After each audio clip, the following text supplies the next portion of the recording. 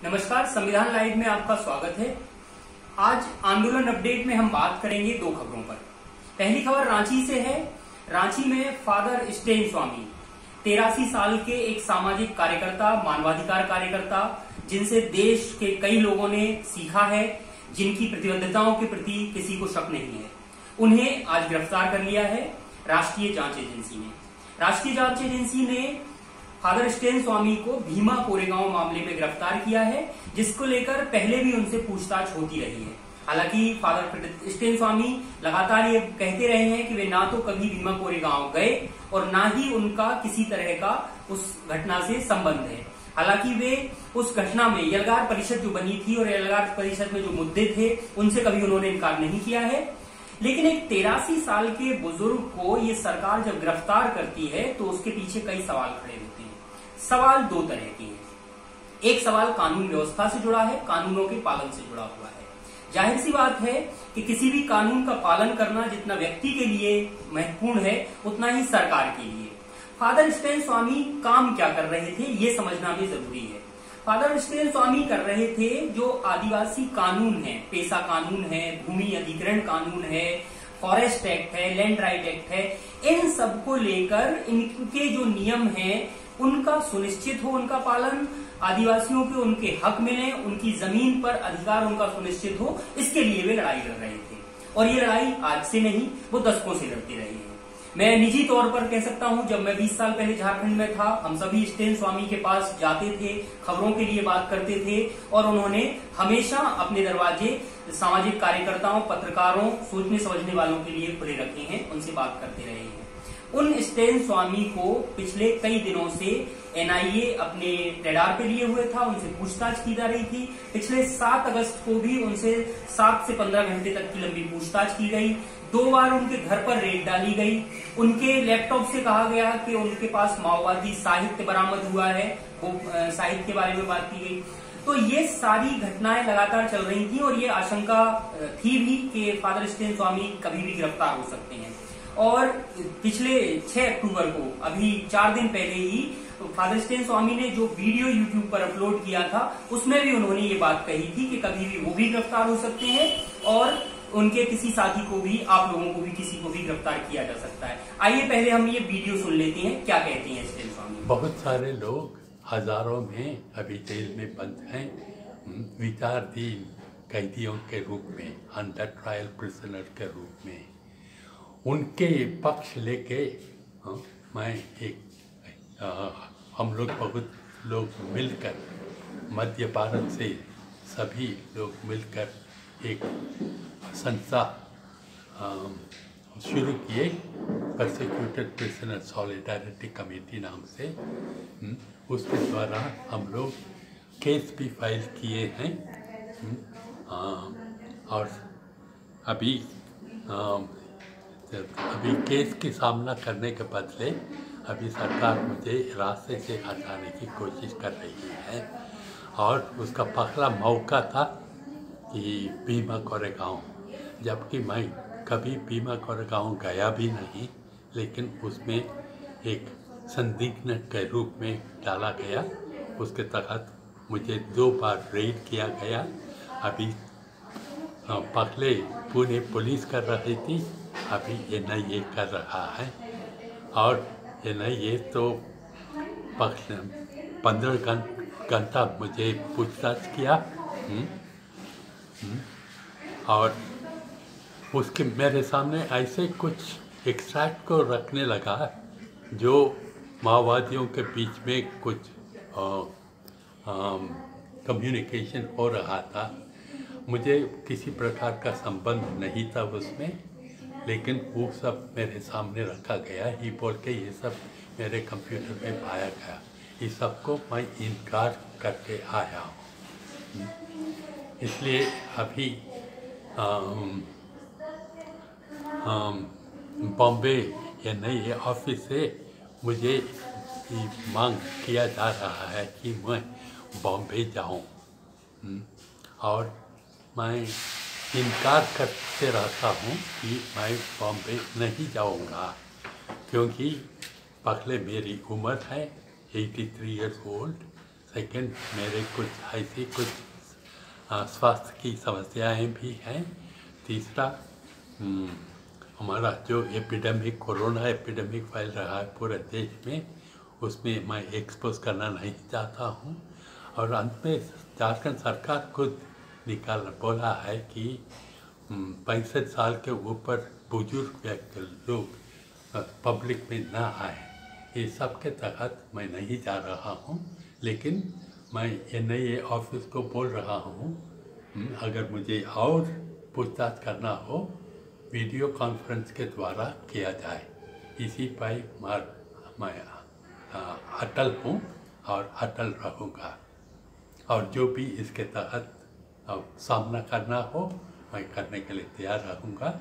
और जो भी मुझे जानते हैं, मेरे साथी हैं, दोस्त हैं और जो चिंतक हैं, उनसे भी मैं अनुरोध करूँगा कि जो मुझे हो रहा है वो सबों को हो सकता है।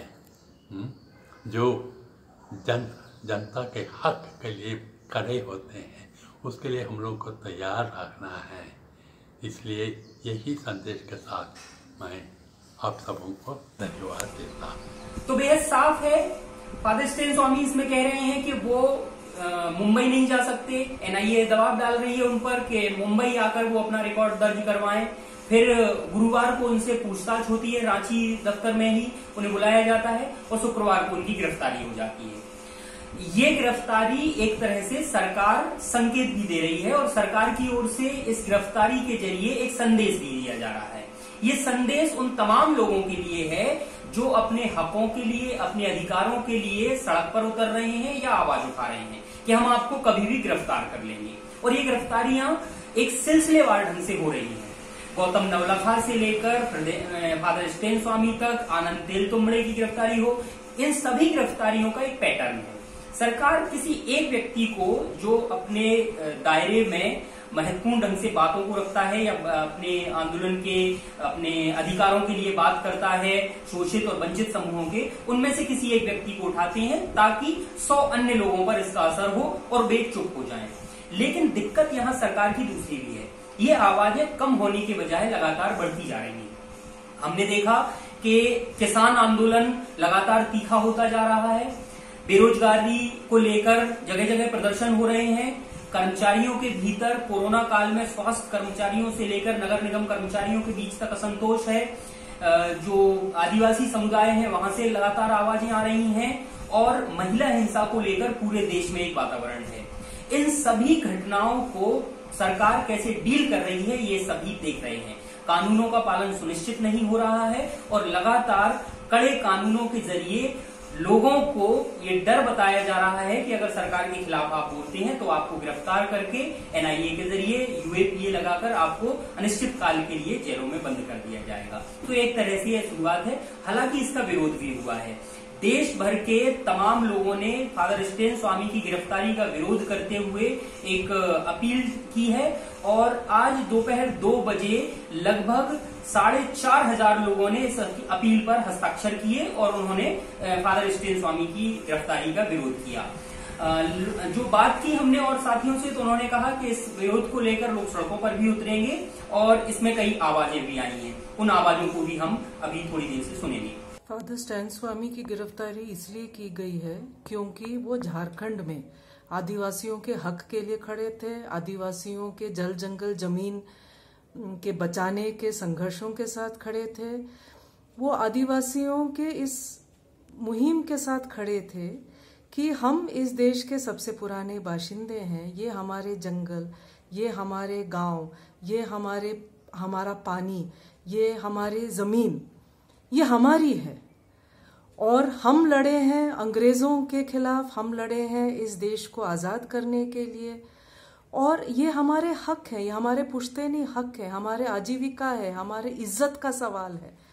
जब आदिवासी ये आवाज उठा रहे थे तो फादर स्टैन उनके साथ खड़े थे।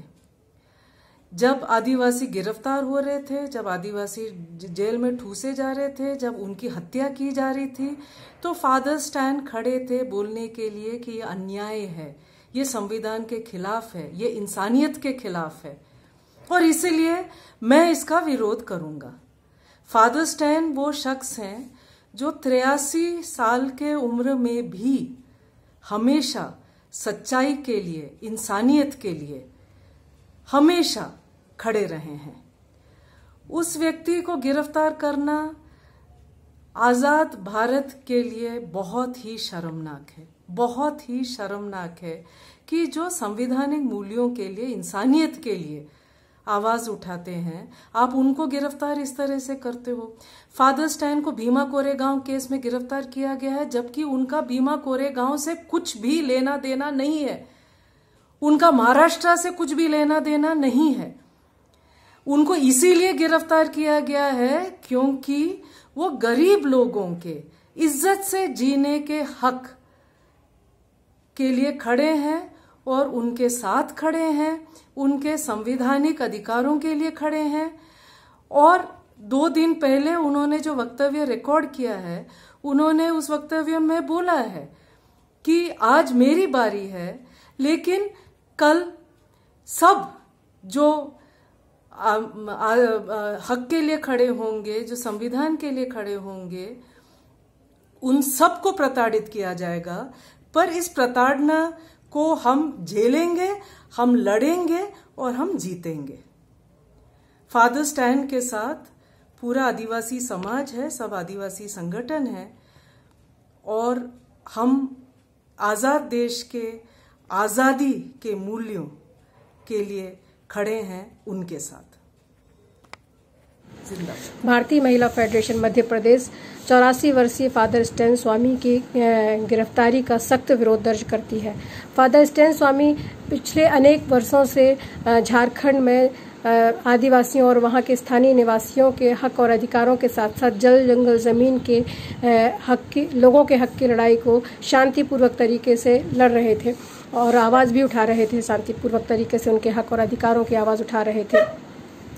लेकिन हम ये भी देख रहे हैं कि पिछले कुछ वर्षों से जो भी लोग सामाजिक कार्यकर्ता के तौर पर कार्य कर रहे हैं, लोगों के हकों की आवाज़ें बुलंद कर रहे हैं, उन्हें भीमा कोरेगांव के नकली प्रकरण में, झूठे प्रकरण में फंसाकर यह जन विरोधी सरकार लगातार गिरफ्तार कर रही है। तो हम भारतीय महिला फेडरेशन की महिलाएं इस तरह की गिरफ्तारी का, जो कि अलोकतांत्रिक तरीके से की गई, इस तरह की सारी गिरफ्तारियों का विरोध करती है और साथ ही भीमा कोरेगांव के नाम पर जितनी भी गिरफ्तारियां की गई हैं सभी को तत्काल रिहा करने की मांग करती है। लाल सलाम।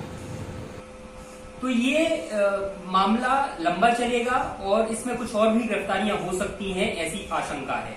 हम इन मामलों पर नजर रखे रहेंगे। लेकिन आज की दूसरी बड़ी खबर नोबेल शांति पुरस्कार से जुड़ी है।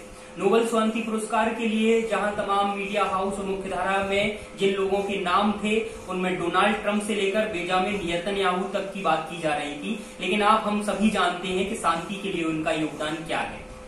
नोबेल कमेटी ने इस बार शांति पुरस्कार के लिए जिस संस्था का चयन किया है वह है वर्ल्ड फूड ऑर्गेनाइजेशन। यह संयुक्त राष्ट्र की एक संस्था है जो दुनिया में कुपोषण के खिलाफ काम करती है। 99 देशों में करोड़ों लोगों तक ये संस्था पहुंची है।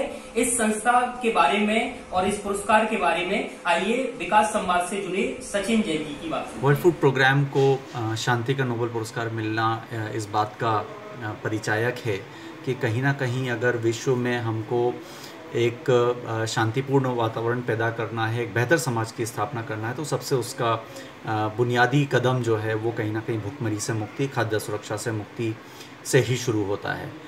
आज जो सबसे बड़ी चुनौती हमारे सामने है उसको अगर आकलन करते हैं तो ये हम स्पष्ट पाते हैं कि संसाधनों के अभाव के कारण लोग भुखमरी की स्थिति में नहीं हैं, बल्कि जिस तरीके से उपनिवेशवादी नीतियों को आगे बढ़ाने के लिए, जिस तरीके से संसाधनों पर एकाधिकार बढ़ाने के लिए पूंजीवादी देश और कुछ जो प्रभावशाली देश हैं वो दूसरे देशों के ऊपर नियंत्रण करना चाहते हैं, उनके संसाधनों को पूरी तरीके से उनका शोषण करना चाहते हैं, तो उसके कारण जो माहौल बनता है वो अपने आप में भुखमरी का सबसे बड़ा कारण बनता है।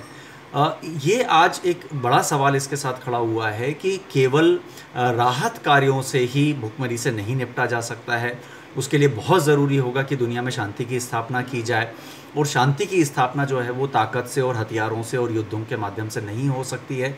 इस बात को स्थापित करना बहुत बड़ी ज़रूरत है, और बिना शांति की स्थापना किए हुए हम किसी भी तरीके का विकास, चाहे वो आर्थिक हो, सामाजिक हो, राजनीतिक हो, उसकी संकल्पना नहीं कर सकते हैं।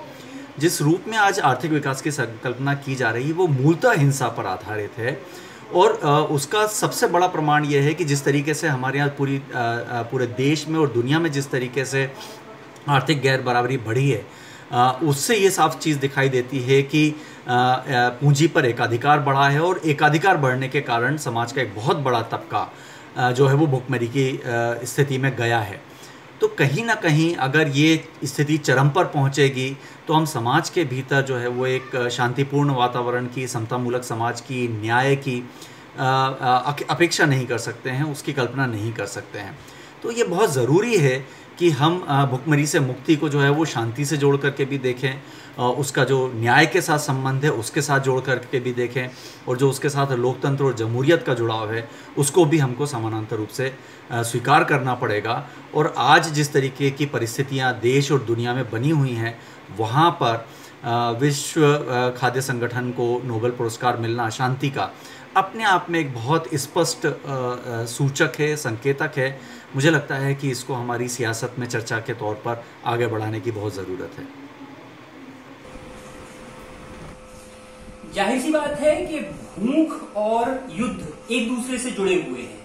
अगर व्यक्ति भूखा है तो उसका युद्ध में इस्तेमाल होता है, उसका शांति के लिए भी इस्तेमाल होता है। आप किस तरह से इसे देखते हैं ये आप पर निर्भर है। नोबेल पुरस्कार के लिए हम वर्ल्ड फूड ऑर्गेनाइजेशन को धन्यवाद दे सकते हैं और उनके काम की सराहना भी कर सकते हैं। ये थी आज के आंदोलन अपडेट। अगर आपके पास भी आंदोलन से जुड़ी हुई कोई खबर है तो हमें नीचे डिस्क्रिप्शन बॉक्स में हमारा मेल आईडी है, उस पर भेजें। हमें फोन पर भी आप बता सकते हैं। बहुत बहुत शुक्रिया।